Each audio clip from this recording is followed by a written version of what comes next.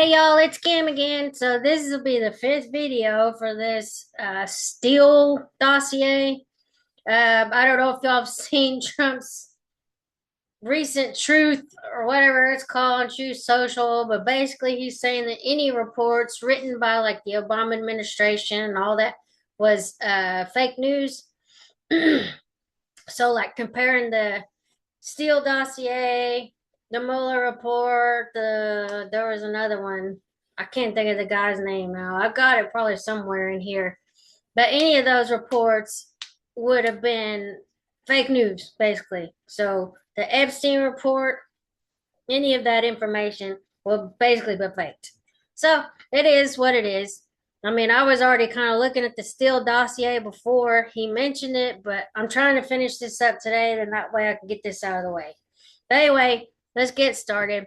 Russia US presidential election, Republican candidate Trump's prior activities in St. Petersburg, a summary. Two knowledgeable St. Petersburg sources claim Republican candidate Trump has paid bribes and engaged in sexual activities there, but key witnesses silenced and evidence hard to obtain. Both believe a Zeri business associate of Trump, Erez Galarov, will know the details. Speaking to a trusted compatriot in September of 2016, two well-placed sources based in St. Petersburg, one in the political business elite and the other involved in the local services and tourist industry, commented on Republican U.S. presidential candidate Donald Trump's prior activities in the city. Both knew Trump had visited St. Petersburg on several occasions in the past and have been interested in doing business deals there involving real estate. The local business political elite figure reported that Trump had paid bribes there to further his interest, but very discreetly and only through affiliated companies, making it very hard to prove.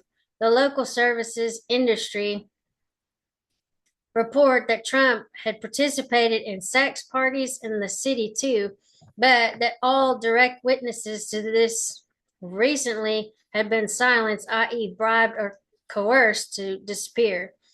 The two St. Petersburg figures cited below, or excuse me, cited, believed in a Zeri business figure, Eraz Agalarov, with offices in Baku and London, had been closely involved with Trump in Russia, and would know most of the details of what the Republican presidential candidate had got up to there, 14th of September 2016. Russia Kremlin assessment of Trump and Russian interference in U.S. presidential election. Summary. Buyer's remorse sets in with Kremlin over Trump support Operation U.S. presidential election. Russian leadership disappointed that leaked emails on Clinton have not had greater impact in campaign. Russians have injected further anti-Clinton material into the plausibly deniable leaks pipeline, which will continue to surface, but best material already in public domain. Putin angry with senior officials who overpromised on Trump and further heads likely to roll as a result. Foreign Minister Lavrov may be next. Trump supported by Kremlin because seen as divisive anti-establishment and candidate who would shake up current international status quo in Russia's favor. Lead on Trump operation moved from foreign ministry to FSB and then to presidential administration where it now sits. Detail, speaking separately in confidence to a trusted compatriot in early October 2016, a senior Russian leadership figure and a foreign ministry official reported on recent developments concerning the Kremlin's operation to support Republican candidate Donald Trump in the U.S. presidential election. The senior leadership figure said that a degree of buyer's remorse was setting in among Russian leaders concerning Trump. Putin and his colleagues were surprised and disappointed that leaks of Democratic candidate Hillary Clinton's hacked emails had not had greater impact on the campaign. Continuing on this theme, the senior leadership figure commented that a stream of further hacked Clinton material already had been injected by the Kremlin into compliant Western media outlets like WikiLeaks, which remained at least plausibly deniable. So the stream of these would continue through October and up to the election. However, he understood that the best material the Russians had already was out and there were no real game changers to come. The Russian Foreign Ministry official who had direct access to the Trump support operation reported that Putin was angry at his subordinates overpromising on the Republican presidential candidate, both in terms of his chances and reliability and being able to cover and or contain the U.S. backlash over Kremlin interference. More heads, therefore, were likely to roll, with the MFA the strongest target. Ministry of Foreign something, I don't know. Okay.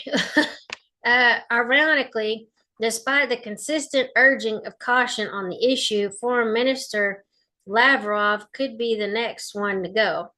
Asked to explain why Putin and the Kremlin had launched such an aggressive Trump support operation in the first place, the MFA official said that Russia needed to upset the liberal international status quo, including on Ukraine related sanctions, which was seriously disadvantaging the country. Trump was viewed as divisive and disrupting the whole U.S. political system, anti-establishment, and a pragmatist with whom they could do business. As the Trump support operation had gained momentum, control of it had passed from the MFA to the FSB and then into the presidential administration, where it remained a reflection of its growing significance over time. There was still a view in the Kremlin that Trump would continue as a divisive political force, even if he lost a presidency and may run for and be elected to another public office. 12th of October, 2016. Russia-U.S. presidential election, further details of Kremlin liaison with Trump campaign. Summary, close association of Sechin confirms his secret meeting in Moscow with Carter Page in July. Substance included offer of large stake in Rosneft in return for lifting sanctions on Russia. Page confirms this is Trump's intention. Sechin continued to think Trump would win presidency up to the 17th of October, now looking to reorientate his engagement with the U.S. Kremlin insider highlights importance of Trump's lawyer Michael Cohen in covert relationship with Russia. Cohen's wife is of Russian descent and her father a leading property developer in Moscow. Detail, speaking to a trusted compatriot in mid-October 2016, a close associate of Rosneft president and Putin ally Igor Sechin elaborated on the reported secret meeting between the latter and Carter Page of U.S. Republican presidential candidate's foreign policy team in Moscow in July 2016. The secret meeting had been confirmed to her by a senior member of Sechin's staff maybe it's Sechin, but who knows. In addition to by the Rosneft president himself. It took place on either 7th or 8th of July, the same day, or the other one after Carter Page made a public speech to the higher economic school in Moscow. In terms of the substance of their discussion, Sechin associate said that the Rosneft president was so keen to lift personal and corporate Western sanctions imposed on the company that he offered Page Trump's associates the brokerage of up to a 19% privatized stake in Rosneft in return. Page had expressed interest and confirmed that were Trump elected U.S. president, then sanctions on Russia would be lifted. According to Sechen's close associate, the Rosneft president had continued to believe that Trump could win the U.S. presidency right up to the 17th of October. When he assessed this was no longer possible, Sechen was keen to readapt accordingly and put feelers out to business and political contacts in the U.S. instead. Speaking separately to the same compatriot in mid-October 2016, a Kremlin insider with direct access to the leadership confirmed that a key role in the secret Trump campaign-Kremlin relationship was being played by the Republican candidate's personal lawyer, Michael Cohen, and all this has been redacted. That's the only redaction I've seen, at least in the document that I had pulled up, and then I had to pull up this one. I don't know. It kind of messed up. But source comment is Sechen's associate opined that although Page had not stated it expressly to Sechen, he had clearly implied that in terms of his comment on Trump's intention to lift Russian sanctions if elected president, he was speaking with the Republican candidate's authority. And then company comments been redacted 18th of October 2016. I think we're almost done. That's good. All right. Russia, U.S. presidential election, the important role of Trump lawyer Cohen in campaign secret liaison with the Kremlin. Summary, Kremlin insider outlines important role played by Trump's lawyer Cohen in secret liaison with Russian leadership. Cohen engaged with Russians in trying to cover up scandal of Manafort and exposure of Page, and meets Kremlin officials secretly in the EU in August in pursuit of his goal. These secret contacts continue but are now farmed out to trusted agents in Kremlin-linked institutes so as to remain plausibly deniable for Russian regime. Further confirmation that sacking of Ivanov and appointments of Vano and Kirienko,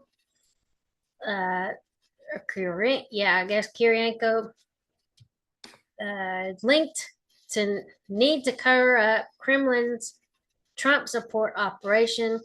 Detail, speaking in confidence to a long-standing compatriot friend in mid-October 2016, a Kremlin insider highlighted the importance of Republican presidential candidate Donald Trump's lawyer, Michael Cohen, and the ongoing secret liaison relationship between the New York tycoon's campaign and the Russian leadership. Cohen's role had grown following the departure of Paul Manafort as Trump's campaign manager in August of 2016. Prior to that, Manafort had led for the Trump side. According to the Kremlin insider, Cohen now was heavily engaged in a cover-up and damage limitation operation in the attempts to prevent the full details of Trump's relationship with Russia being exposed. In pursuit of this aim, Cohen had met secretly with several Russian presidential administration legal department officials in an EU country in August of 2016. The immediate issues have been to contain further scandals involving Manafort's commercial and political role in Russia, Ukraine, and to limit the damage arising from exposure of former Trump foreign policy advisor Carter Page's secret meetings with Russian leadership figures in Moscow the previous month. The overall objective had been to sweep it all under the carpet and make sure no connections could be fully established or proven. Things have become even hotter since August on the Trump-Russia track. According to the Kremlin insider, this meant that direct contact between the Trump team and Russia had been farmed out by the Kremlin to trusted agents of influence working in pro-government policy institutes like that of law and comparative jurisprudence. Cohen, however, continued to lead for the Trump team. Referring back to the surprise sacking of Sergei Ivanov as head of PA in August of 2016, his replacement by Anton Vano, and the appointment of former Russian Premier Sergei Kirienko to another senior position in the PA, the Kremlin insider repeated that this had been directly connected to the Trump support operation and the need to cover up now that it was being exposed by the USG and in the Western media. Company comment: the Kremlin insider was unsure of the identities of the PA officials with whom Cohen met secretly in August or the exact date and locations of the meetings. There were significant internal security barriers being erected in the PA as the Trump issue became more controversial and damaging. However, he continued to try to obtain these. 19th of October, 2016. And whatever else. Well, why is it not going now? This is being pain in the butt document here for whatever reason. Redacted reported that over the period March to September 2016, a company called Redacted and its affiliates have been using botnets and porn traffic to transmit viruses, plant bugs, steal data, and conduct altering operations against the Democratic Party leadership. Entities linked to one Redacted were involved, and he and another hacking expert, both recruited under duress by the FSB, Redacted, were significant players in the operation. In Prague, Cohen agreed contingency plans for various scenarios to protect the operation, but in particular, what was to be done in the event that Hillary Clinton won the presidency. It was important in this event that all cash payments owed were made quickly and discreetly, and that cyber and other operators were stood down, able to go effectively to ground to cover their traces. We reported earlier that the involvement of political operatives Paul Manafort and Carter Page in the secret Trump Kremlin liaison have been exposed in the media in the run-up to Prague, and that damage imitations of these also was discussed by Cohen with the Kremlin representatives. In terms of practical measures to be taken, it was agreed by the two sides in Prague to stand down various Romanian hackers, presumably based in their homeland or neighboring Eastern Europe, and that other operatives should head for a bolt hole in Plovdiv, Bulgaria, where they should lay low on payments. Ivanov's associate said that the operatives involved have been paid by both Trump's team and the Kremlin, although their orders and ultimate loyalty lay with Ivanov as head of the PA and thus ultimately responsible for the operation and his designated successors after he was dismissed by President Putin in connection with the anti-Clinton operation in mid-August, 13th of December, 2016. So that's the end of the Steele dossier. I got a bunch of other stuff I want to look at. But anyway, talk to y'all later. Bye.